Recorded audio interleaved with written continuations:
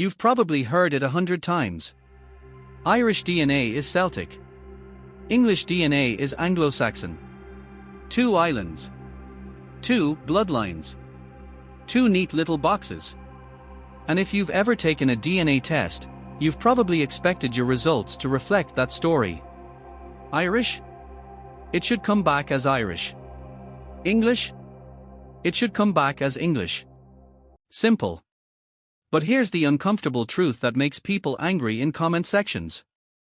Most people don't misunderstand Irish and English DNA because they are ignorant. They misunderstand it because they've been taught a story that's too clean for a region that's been messy for thousands of years. And the second twist. Even when a DNA test looks wrong, it might be telling the truth, just not the truth you thought you were asking for. So in this video, I'm going to explain the differences between Irish and English DNA in a way that actually makes sense. No hype. No pure blood nonsense. No magical Celtic gene. Just the real reason your DNA results can look confusing, and why the biggest mistake is thinking a modern passport equals an ancient genome. Let's start with the first myth. The myth is that Ireland and England are 2 separate genetic worlds. In reality, the British Isles are more like a gradient, like colors blending into each other, than 2 separate paint cans. People moved, married, traded, invaded, settled, and migrated back and forth for so long that you can't draw a sharp line in the sea and expect your DNA to obey it. That doesn't mean there are no patterns. There are.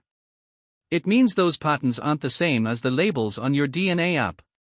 When people say Irish DNA or English DNA, they usually mean one of 3 things without realizing it. Number 1, nationality. Where your family has lived in recent centuries. Number 2, culture. Language, identity, and history. And number 3, genetic clustering. The subtle patterns that show up when you compare lots of people across regions.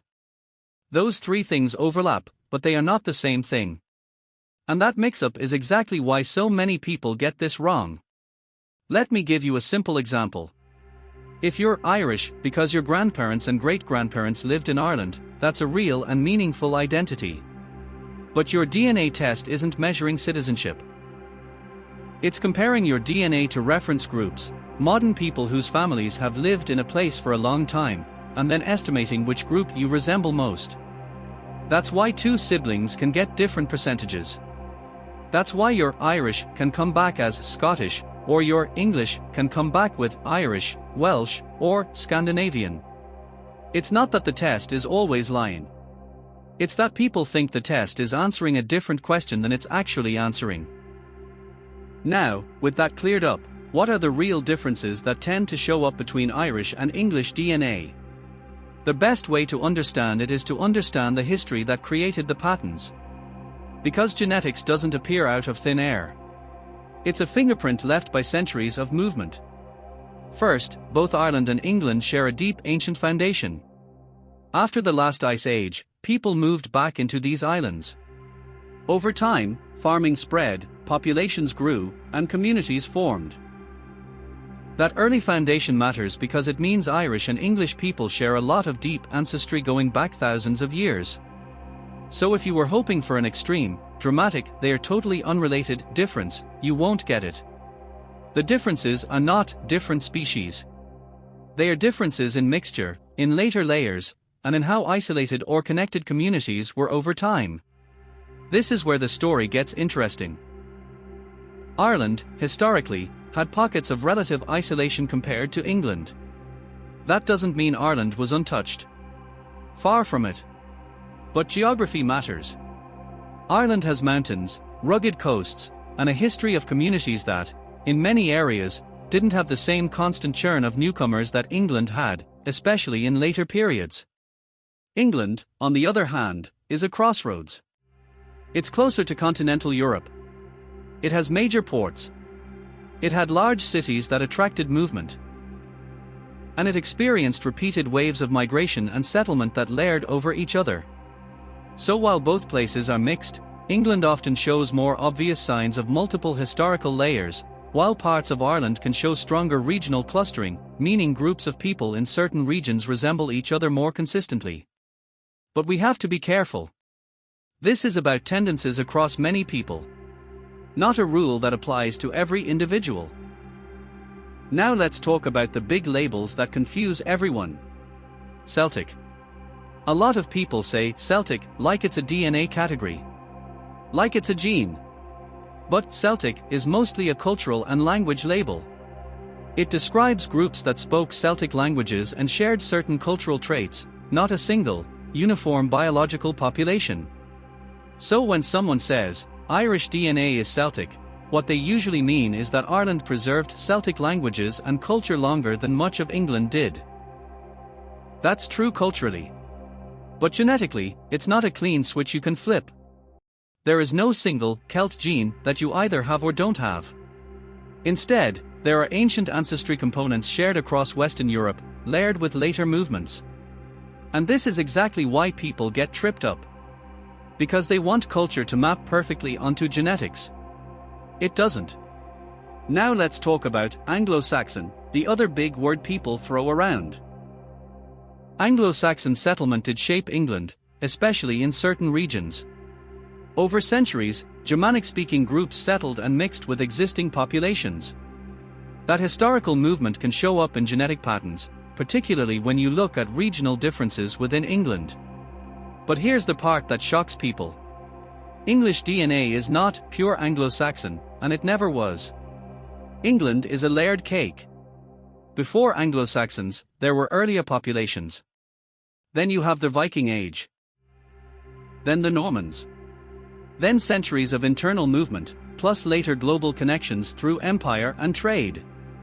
So if your DNA test shows your English family line has Irish, Scottish, Welsh, or Scandinavian signals, it doesn't automatically mean someone was hiding a secret. It can simply reflect the reality that the British Isles are genetically close and historically interconnected. Now, the Vikings. People love Viking ancestry because it sounds dramatic. It makes a good story. It makes good merchandise. And yes, Norse activity left real traces. But here's the problem. Viking DNA isn't a simple stamp either. Vikings didn't just raid. They settled. They intermarried. They mixed into local communities. And they didn't only touch England. They had strong activity in Ireland too, especially around coastal towns and trading centres. So if your Irish DNA test shows some Scandinavian, that doesn't automatically mean your ancestors stepped off a longship yesterday. It can reflect those historical Norse connections, or it can reflect the way the algorithm groups similar Northern European DNA patterns. Because Scandinavian can sometimes be a broad bucket in DNA testing, especially when the reference panels overlap. Now add the Normans. The Norman conquest in England is famous, but Norman influence stretched beyond England. Norman presence and movement also touched parts of Ireland, and the centuries that followed saw constant interaction across the Irish Sea. This is another reason they're two separate boxes, idea falls apart. The Irish Sea has never been a genetic wall. It's been a highway. Now, one of the biggest reasons Irish and English DNA gets misunderstood is because people expect a DNA test to tell them what they are. But what a DNA test really tells you is who you resemble. It's pattern recognition. Imagine taking a photo of a sunset and trying to label it with two options, orange or pink. Depending on the screen, the lighting, and the reference photos, you might get different labels for the same image. That's what happens with Irish, Scottish, English, and Welsh categories. They overlap. And they overlap because these populations are closely related and have been mixing for a long time. So when your DNA test says 40% Irish, 30% Scottish, 20% English, that doesn't necessarily mean you have grandparents from all those places. It can mean your DNA sits in the overlap zone where the algorithm can't draw a hard boundary. And the boundary is hard because real life is hard. Now let's talk about the part that makes people furious. Why do DNA percentages change? You take a test in 2021, and it says something. Then in 2024, the company updates their database and suddenly your Irish drops, your Scottish rises, and now you're questioning your whole identity. Here's what's actually happening. These companies don't have a perfect map of Irish DNA. They have a growing dataset of modern people, plus algorithms that improve over time. When they add more Irish samples from specific counties, or more English samples from specific regions, the system recalibrates. It doesn't mean your DNA changed. It means the measuring tool changed. And this is why you should never treat ethnicity estimates like a DNA passport. If you want the most reliable part of DNA testing, it's not the percentage labels. It's your matches. Because DNA matches are real people who share segments of DNA with you, which often points to real family connections.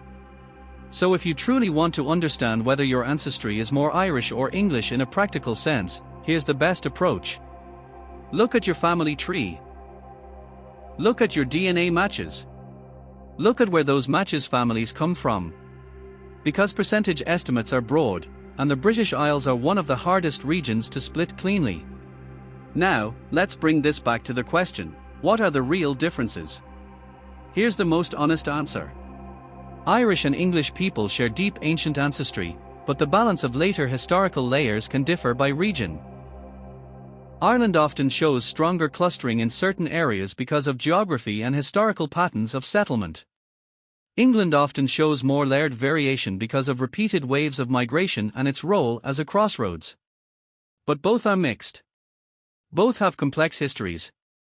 And if you reduce either one to a single DNA type, you're not learning genetics, you're repeating a myth. So what should you do if your results confuse you? First, don't panic. Second, don't assume a single unexpected percentage means a dramatic secret. Third, focus on the strongest evidence, your matches and your documented family history. And finally, remember this. A DNA test can estimate your genetic similarity to modern reference groups. But it cannot tell you your culture. It cannot tell you what you should identify as. And it definitely cannot reduce thousands of years of migration, marriage, and history into one clean label. If this video cleared things up, here's what I want you to do next. Drop a comment with the most confusing result you've ever seen on a DNA test, Irish becoming Scottish, English turning into Welsh, a surprise Scandinavian percentage, whatever it is. And if you want more videos that break down ancestry myths without the nonsense, hit subscribe, because the next one is going to explain why the Viking DNA label is the most misunderstood category of all. And trust me, most people are getting that one wrong too.